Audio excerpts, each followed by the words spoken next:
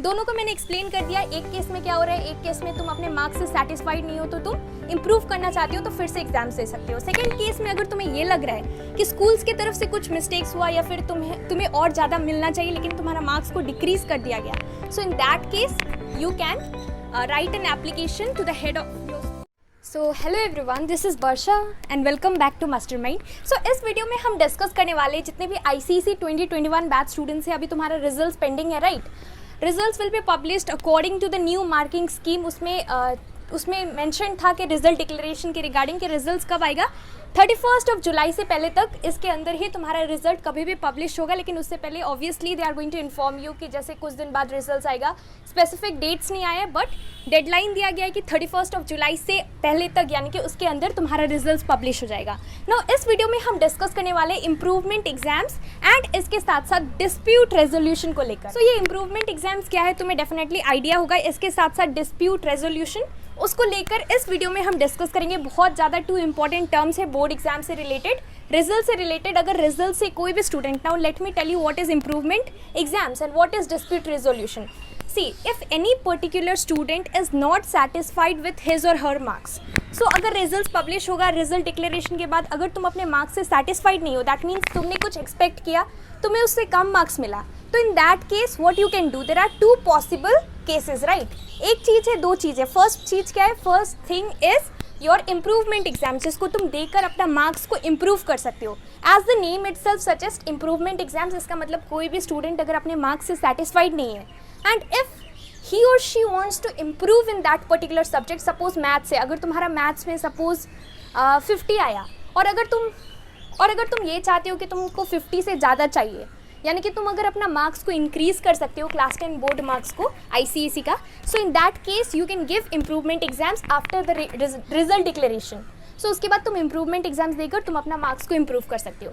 Second important चीज़ है dispute resolution. Now this is a new term for you. Dispute resolution क्या है, dispute resolution mechanism के अंदर improvement exam जैसा ही है, लेकिन इसमें डिफरेंस क्या है। देखो, ये डिस्प्यूट रेजोल्यूशन मैकेनिज्म क्या है, इस बार तुमने बोर्ड एग्जाम्स नहीं दिया, राइट।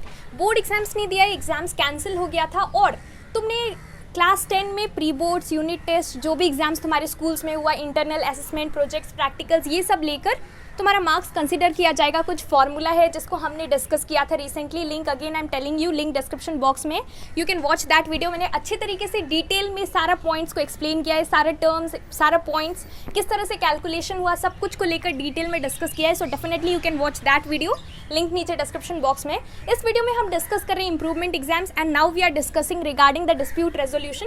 तो देखो, तुमने इस बार एग्जाम्स नहीं दिया, इस बार सपोज रिजल्ट डिक्लेरेशन हुआ, रिजल्ट्स आया, तुमने रिजल्ट्स चेक किया, सपोज तुम्हें कोई सब्जेक्ट में मे बी हिस्ट्री सिविक्स, अगर हिस्ट्री सिविक्स में तुम्हें मिल रहा है 60 and if you were expecting 75 और से 70+, तो अगर तुम्हें 70+ नहीं मिला और अगर तुम ये सोच रहे हो और अगर तुम्हें ऐसा लगता है, तुम्हें ऑब्जेक्शन है तुम्हारे मार्क्स से, अगर तुम डिससेटिस्फाइड हो और if you are not satisfied and if you feel कि कुछ गड़बड़ हुआ है तुम्हारे मार्क्स के साथ या फिर तुम्हें उससे ज़्यादा अगर तुम्हें मिलना चाहिए, अगर तुम्हारा कोई भी ऑब्जेक्शन है तुम्हारे मार्क्स को लेकर, इंप्रूवमेंट एग्जाम्स डिफरेंट है, ऑब्जेक्शन नहीं है लेकिन तुम खुद को अपना मार्क्स को इम्प्रूव करना चाहते हो क्योंकि ये बोर्ड एग्जाम्स का मार्क्स है।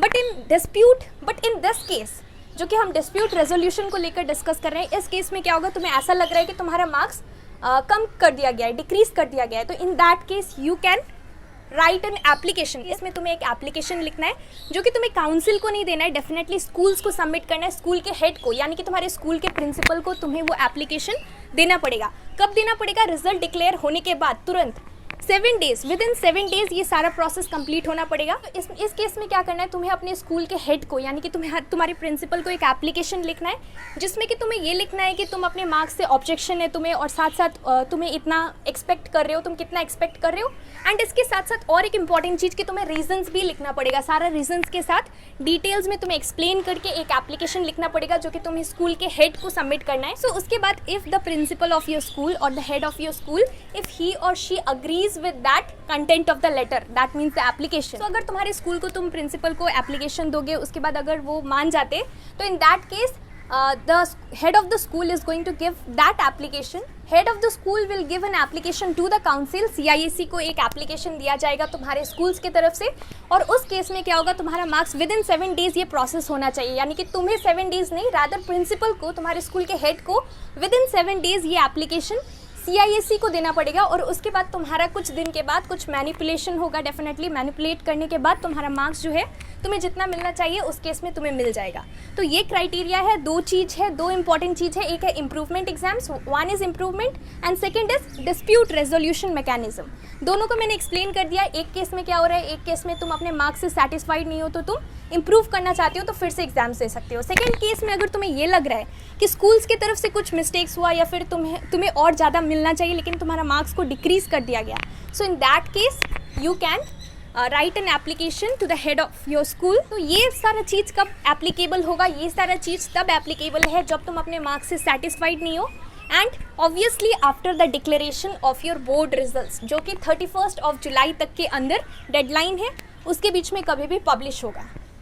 सो I hope now it's clear improvement exams के रिगार्डिंग। काफ़ी सारे स्टूडेंट्स का मेरे को कमेंट्स आ रहा था कि अगर हमें इतना मार्क्स मिला, उतना मार्क्स मिला, अगर हम सेटिस्फाइड नहीं है, so in that case what can we do. So ये प्रोसेस रहेगा इम्प्रूवमेंट एग्जाम्स का।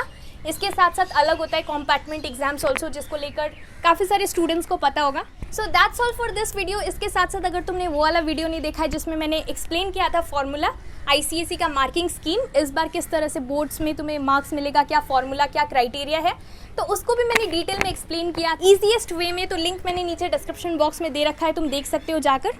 So that's all for this video. इसके साथ साथ अगर तुम्हारा कोई भी डाउट्स है, so definitely you can ask me in the comment section below. Thank you so much for watching.